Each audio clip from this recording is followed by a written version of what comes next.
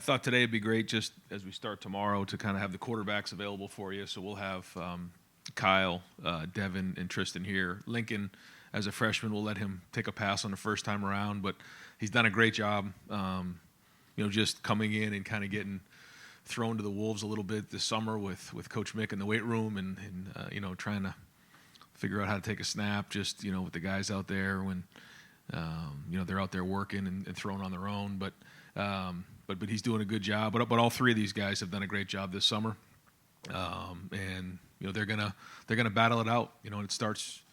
It started in the spring. It continued throughout the summer, and now here we are, first day of spring or summer practice starting tomorrow. So those guys will be here for you. You guys can chat with them, and then we'll just take a few questions here. All right, we'll open up over here to the right. Don Tiberi, WBNS. Coach, I know you've been asked a lot about the quarterback situation. You had hoped to have a starter name coming out of spring ball. That didn't happen. Do you have in your mind when you want to have someone named, and do you see a scenario where two guys might play? You just never know how it's all going to shake. We've had this situation before. We kind of mentioned this last week a little bit where, we had with going back with CJ, going back with Justin, Dwayne, where after the first couple weeks of fall practice, we felt like somebody emerged, and then we went with the starter. But that evaluation continued into the season. Remember that first year with CJ? It was, into the third game, he kind of had that shoulder issue, and then Kyle played in that game, and then CJ went back in. So you just never know how things are going to go. But in an ideal world, you'd love to have somebody emerge after the first week or two, and we usually have that scrimmage on that second week on that Saturday, and usually have a pretty good feel. I remember when I was playing college football, and we had a competition between me and somebody who was a couple years ahead of me, and it went all the way down to that last scrimmage, and then it kind of went into those first few games, and I was named the starter, and then continued to be the starter. But so every situation's different, but again, if you're asking for an ideal situation, you'd love, again, for somebody to merge here the first couple weeks, and then they're taking the majority of the reps with the ones as you head into the game week. Right behind him, Clay Hall, WSYX. Little departure here, but there seems to be this drumbeat about expansion. Can you tell us what you know or hear about the Big Ten possibly adding teams in the not-too-distant future? I don't know. You may know more than me. You hear different things going on out there, and certainly I know the Big Ten, wants to position themselves well in the future. By adding USC and UCLA, it's become a national, coast-to-coast conference, and I know that, we want to make sure that, we're, in the next decade or 2 decades down the road, we're in the best position to be the best conference in America. That's all I know. And I know there's rumors out there, but that's all. I think there will just be 1, 2, or 3 or maybe 2 in the not too distant future. I mean, you're starting to see conferences become a lot bigger than they ever have. That's for sure. But yeah, it's like tomorrow's the first day of practice and football, and that's kind of where my focus is right now. But you're right. Every year it just changes so much. Sometimes it's hard to grab onto. Hey, folks, I'm going to ask if, just coming off of Media Day last Wednesday, if we could, I'd like to keep it to just one question per, because I've got like 25 people that already want to ask today. So let's go one and done, and if we can squeeze a couple more in at the end, we'll do that. Kellyanne Stitz, WSYX. You guys added the Northwestern transfer Ohio native, Nigel Glover. What does he add to the program, and is it likely he'll take a red shirt? Yeah, so I think by NCAA rules, I can't talk about any type of situation like that with NCAA rules. So before I comment on that, I want to make sure that I'm okay. Yeah. Bill Landis, the podcast. Ryan, do you remember how many weeks into your first season at UNH that battle carried out before you were named the starter? I think it was 3 weeks in. Yeah, I was actually thinking about that the last couple of days. I think it went all the way to that last scrimmage, that third week. Yeah. And then into the season as well, or? Yeah, and then I got named the starter for the first game, and then it kind of went from there, and never looked back really. I'm just wondering, like, because you've gone through it, not every head coach that has to make a decision like this has actually gone through it Right. as a player. I'm just wondering maybe how that informs your decision-making process as you make the choice. Yeah, it does. I think that's part of the position just in general of quarterback. There's so many things that come with it, and when you've gone through it, not at this level, but still playing college football and being around the position, there's so much that goes with it, and you don't know until you're actually in a game. I mean, to sit here and say we went into that Minnesota game with CJ saying that he was going to be a Heisman Trophy finalist in 2 years or 1 year for the next 2 years, that wasn't true. Shoot, after the first half, I was like, I don't know what's but you just kind of figure it out and you keep growing and you keep building. Everybody's different. All those guys are different. I think I'm just thinking about since we've been here with Dwayne. Dwayne was in a couple of situations, the rivalry game, where you kind of knew a little bit what you had going into the season. Justin Fields, a totally different situation. Hadn't played a lot of football, but we knew he had a really high ceiling. These guys are a little bit different. The good thing about both of these guys is they've been in the system for a little while. So, Kyle is into year 3 and Devin into his second year. So that's good. They know the system, but now they have to go play. And, when do you really know? Once you start playing games. But I think that's part of it is playing the position, coaching the position, and just, seeing things in practice that you're projecting to say, okay, we think that based on what we're seeing in practice that they're going to do well in the games. You don't know until the game starts. Can you envision a scenario where you don't make a choice and you play them both the first few weeks? I mean, yeah, I can. Yeah, I mean, somebody has to emerge to be the starter for sure. Yeah, and if you don't know, then you just keep pushing forward. I'd like for somebody to step up and for that to happen, but you just don't know. And shoot, I mean, Joe broke his hand that 1 year. I mean, there's just things happen. You think about the year that the national championship was won here. It took all 3 guys. So the message to that room is going to be that we need to be the best quarterback room in the country. And whoever's playing on the field, the other 3 guys need to support him, and they need to keep pushing each other to be the best room. And right now, that's the focus. Right behind Bill, Cameron T. Robinson, The Athletic. Ryan, at the end of the spring game, you mentioned how much better the secondary had been that spring. They're breaking on balls more. What do you need to see from that group this in fall camp to see that they're taking that next step? Yeah, it's continued into the summer. Just the competitiveness. A lot of the stuff that Mick's been doing in the off season is all about competition, and whatever it's been, whether it's a shuttle or lifting weights, it's about competition. It's about competing, and it's the same thing with the DBs is competing on the perimeter, making tackles, getting their hands on balls. I mean that's what it comes down to. And if we're competitive, if we're fierce out there, if we're tough, if we're smart, then we'll have a chance. But everything we've seen so far is very encouraging. Right next door, Rob Aller, Columbus Dispatch. Ryan, on this whole quarterback decision, how much of this is eyeball test and gut Yeah. versus analytics and getting into the minutia of mechanics, and where do you ultimately make that decision? Yeah, I think it's probably the first part, but we're going to chart everything. We're going to chart one-on-ones. We're going to chart 7-on-7. We're going to chart competitive teamwork, all of that. We're going to chart drives, turnovers. So that part is kind of the analytics part of it. And then, like you said, there's the eyeball test of just what do you see, when someone, walks in the huddle or before a drive or, on that 3rd and 3 or in the red zone when the game's on a line, what's that going to look like? Because to me, that's where quarterbacks are at their best. When you have to win the game, they're the most competitive guy on the field. And I think where we got, Dwayne, I think about like all the way to that Maryland game where he had to really go win the game with his feet. You think about the Clemson game with Justin when he took that hit and came back and throw 6 touchdown passes, or just the way that CJ attacked that last game against Georgia. Like, that's what we want. We want the most competitive guy on the field.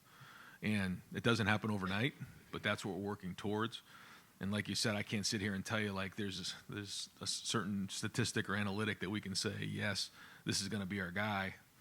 And so we'll just keep working towards it. Tony Urban, Buckeye Huddle. Ryan, how does the battle for the scout team quarterbacks shake out, and what could Lincoln give you there? Yeah, I think he can really help us, especially with some of the quarterbacks we see that are more athletic.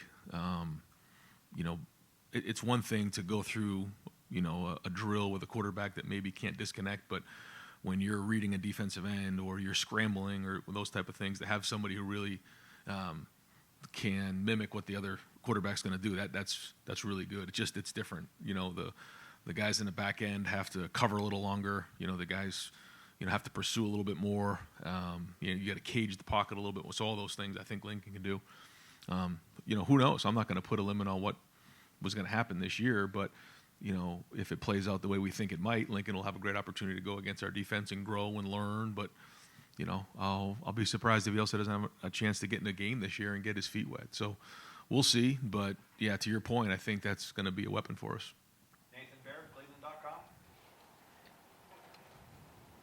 You talked before about, I guess you were just kind of alluding to this, you said before that it's driving the offense for points as being like the crucial part of this evaluation, but as you're just saying, you know, like with CJ last year, there's maybe a higher standard for doing those sorts of things under duress.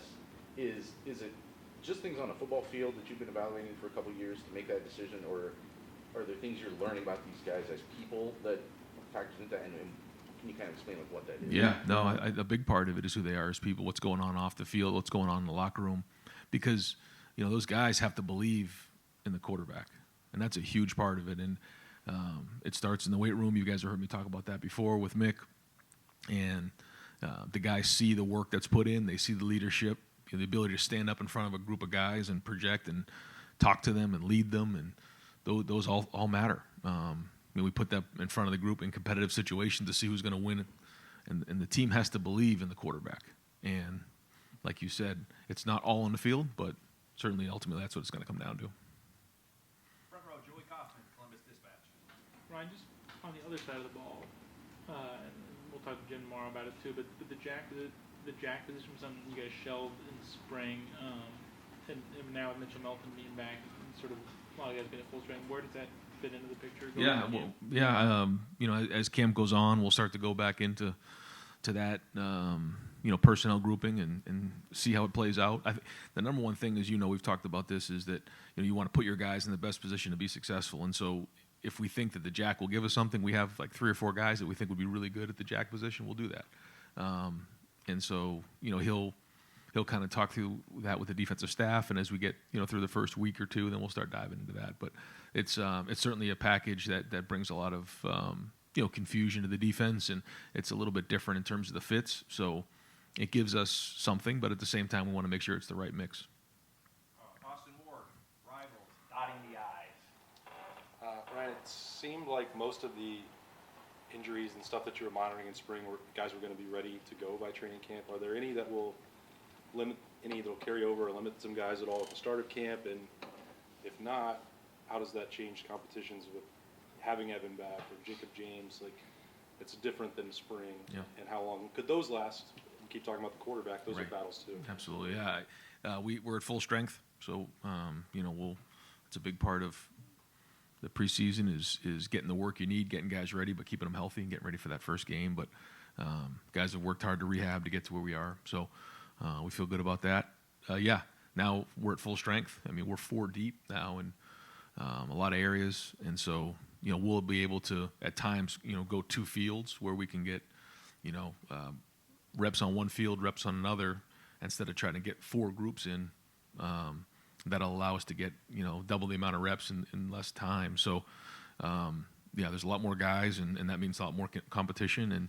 And like you said, now where you may have had one other guy at your position, now you're going to have you know 4 at the running back position, 5. So that's always good. It's always good to have competition in there, and that's what this whole offseason is about. Has been about competing. So we'll keep you know pushing that message forward. Dave Biddle, 24/7 Sports. Ryan, you talked about this a little bit at Big Ten Media Days, kind of paring down the rotation up front on the defensive line. Still rotating, but maybe using your best guys more in big games when the game's on the line. Can you expound on that a little bit, maybe how your conversations with Larry went with that? Yeah, well, I think we now have guys who have experience going into the season, and I think that they can you know handle a lot more reps. Now we still have a long season to play, but it typically comes down to how many guys do you think can play at starter level, and those guys will play. But you know, I think the D-line that we have, these guys can handle more volume than maybe in the past. So, we'll see how the younger guys develop. I mean, it's always good to have more guys who can play in a game that you feel good putting in a game to rotate a little bit. But these guys can handle more, and I think you'll see them in there more. Stephen Means, Cleveland.com. When you first got here, you had a goal of turning Ohio State's quarterback room, and you want the expectation to be Heisman Trophy finalists, first-round draft picks, and you're 3 quarterbacks into that. You've done that. Does that all build on the expectation of who comes next, and maybe how you go about evaluating quarterbacks, whether it's in the recruiting trail or when you're going through a quarterback battle? Does it all add pressure to who comes next after that? Yeah, I mean, you can say it doesn't, but I think it does. Yeah, the expectations and standards very high here, but that's at every position. But yeah, I mean, the guys that have come before have done an unbelievable job. So yeah, that is the expectation. We should be, playing for a national championship. We should be, Heisman Trophy finalists and a first-round draft pick. That's been the standard set, and we got to keep building on that. So, but what jumps out is that this doesn't happen. Just because you're the quarterback at Ohio State doesn't mean that all those things are going to happen. It takes a lot of hard work. It takes a lot of production on the field. You got to go put it on the field. It isn't just going to happen, and I think these guys understand that. But yeah, I mean, anytime you're going to be the quarterback at Ohio State, there's a lot of pressure. Dan Hope, Lebanon Warriors. Ryan, it seems like you guys have kind of narrowed your pool a little bit in recruiting in terms of who you're focusing on, and maybe getting a little bit more aggressive in terms of bringing guys in through the transfer portal. Has there been a shift in philosophy there at all this year? It's just now that there's more people in the transfer portal, and it's a lot easier for people to go in and out of the portal. For some of our guys who decided that they wanted to maybe try to go play somewhere else. So there's a lot more movement, and so with that, there's just the more availability, and there's sometimes more holes you have to fill. And so we've just tried to make sure we don't change our philosophy in that we want to find guys who fit Ohio State. You can't just throw guys in here; it's just not going to work. And so I think we found a nice group. They've assimilated well, and hopefully, with the guys we brought in, we've done pretty well with, and hopefully we can continue to do that. But there's a lot of pride in that locker room. So bringing somebody in, you have to be careful about that. So. Andy Anders, Buckeye Sports Bulletin. Yes, obviously the evaluation with Brian Hartline and calling plays is still ongoing, but looking back on your first year's calling plays at Temple, at Boston College, what things were important in those summers and falls to get you ready to embrace that role effectively? Yeah, I've said it before. I think probably the easiest part of being a coordinator is calling the plays. If you are listing that's pretty low. It's really about the day-to-day organization. It's about deciding what plays you're going to install. It's about organizing your staff to make sure that they install it properly. It's about organizing practice to make sure that every moment on that field is being done the way that you want it. Then watching the film and making the corrections. Identifying, where, your best players are. And then when you get into a game, so training guys to be ready to put in, to run the offense, the situations, there's just so many things that come up that you have to get prepared for. Then there's the game planning, making sure that, you have the right plays in, making sure that you've installed it the right way, that you practiced it the right amount of times, the right looks. Sometimes I made a mistake, plenty of times going into a game where you're practicing defenses maybe you didn't see. You didn't prepare the guys properly. So I could go on for hours about all the things that come with being an offensive coordinator. The calling the plays, once that's done and it's on the board, I mean, you have a sheet of paper, and if it's on the sheet, it's good enough to call. Now, there is an art to it, and there's adjustments in game that have to be made. But it's all the other things that come with being a coordinator. And so I was fortunate enough to have really good guys around me that helped me with that. And, Brian's doing a really good job for the first time, in the first few months of doing that. And now this is be his first preseason going through it. And the more he can do of that, then certainly allows me more opportunity to move around the program and do more. Second row left, Steve Hellwagen, 24/7 Sports. Yeah, Coach. Secondary, has gotten a lot of attention, and you added a couple transfers there. I know that Carter was injured a little bit in the spring, but is the hope that you have that kind of competition at all 5 of those spots going in, and what you're feeling about what that'll look like? Yeah, I think the corner position will be very competitive, but Denzel Burke has had a great offseason, so we're expecting him to have some of his best football this fall. Jordan Hancock's had a great offseason, but Davison and Lorenzo and Calvin and Jermaine and Jair, I mean, they, again, a lot of depth there, so very competitive. But then also at the three safety positions as well. So Lathan is the incumbent there at what we call the Bandit, and but Jair and Proc and Malik Harford's had a great offseason. You're going to see a bunch of guys in there, and then it'll be interesting to see how the nickel position competition gets sorted out as we get into that game.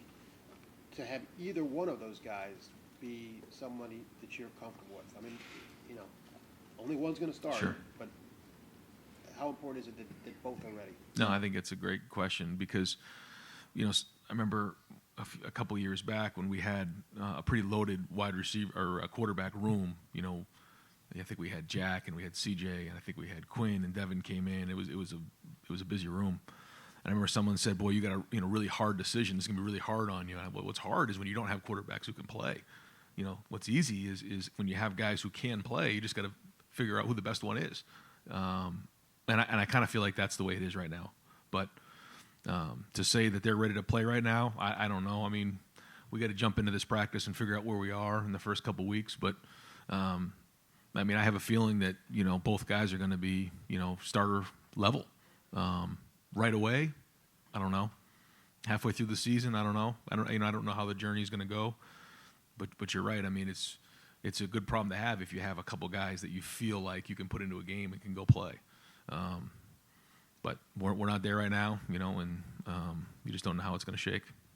Maurice, the podcast. This is a logistical pre-question. Early in camp, will Devin and Kyle split the reps with the ones as you continue to figure this out? Yeah. Okay. Yep. I saw someone say that one of the most important relationships in the building is between the play caller and the quarterback. As Brian works into this and however this transition goes, what do you want your relationship with the starting quarterback especially to be potentially in a world where maybe you aren't calling the plays on Saturday? How much do you want to stay connected or need to stay connected to that starting quarterback? Yeah, I think it's critical that I stay connected in all of that because I think you're exactly right. However we end up calling the plays or not, what matters is what the quarterback knows and how it's all tied in together. And so if we're all talking the same language and, when we game plan, if the quarterbacks understand exactly why something's being called and all those things, and that's why, I have to be in those meetings and will be in those meetings, throughout the whole season. That's to your point, to me, the most important thing because when you call a play, the quarterback should know exactly why are you calling the play. We're calling it to take a shot. We're calling it to get a completion. We're calling it because we're expecting, whatever. And that takes a lot of work in the meeting room. That takes a lot of preparation. And so that's a part that I will be involved with. Just a clarifying follow-up that's tied to the first question. I don't know if we talk about this sometimes. It's like, hey, you're either going to be the play caller or Brian's going to be the play caller. And that's it. It's one or the other. Is this going to be like an emerging, your involvement, especially during the week, right? May lessen, may increase. Is it maybe not like a clean break? You make a decision one way or the other, but you are trying to figure this out during the course of the season, how much week to week you are directly involved with the offense or not. Yeah. It's not going to be a clean break for sure.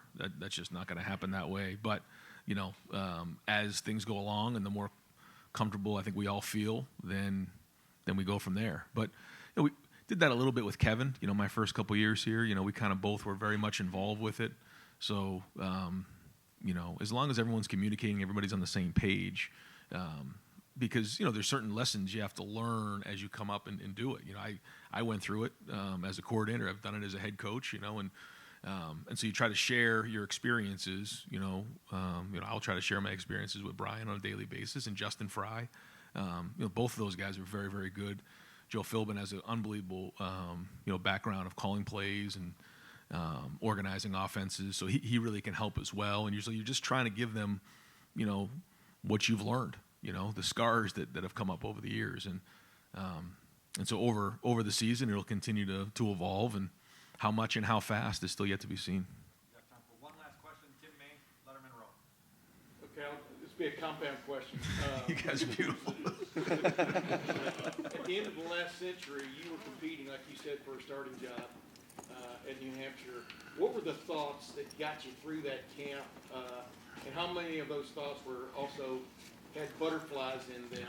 Then as the season progressed, I think at one point you had thrown 8 touchdown passes, but 10 interceptions or something like that. Yeah. And they stuck with you. You understand what I'm saying there? 1000%. In other words, once they made their decision, they stuck with you. So, you know, I know that's like a convoluted. No, I know what question, you're but asking. How important it is that Yeah. once you get to that point, what gets you to that point, and then the confidence the coaches show in you when you are going to have ups and downs. Yeah, I mean, ultimately, you just have to go compete. And I think I got myself a little bit jammed up early on with a little bit of, trying to be perfect. And then what ended up happening is, you start making interceptions because you're worried about being perfect instead of just going compete and playing. And, how it all shakes out, you got to prepare the best you can and compete as hard as you possibly can.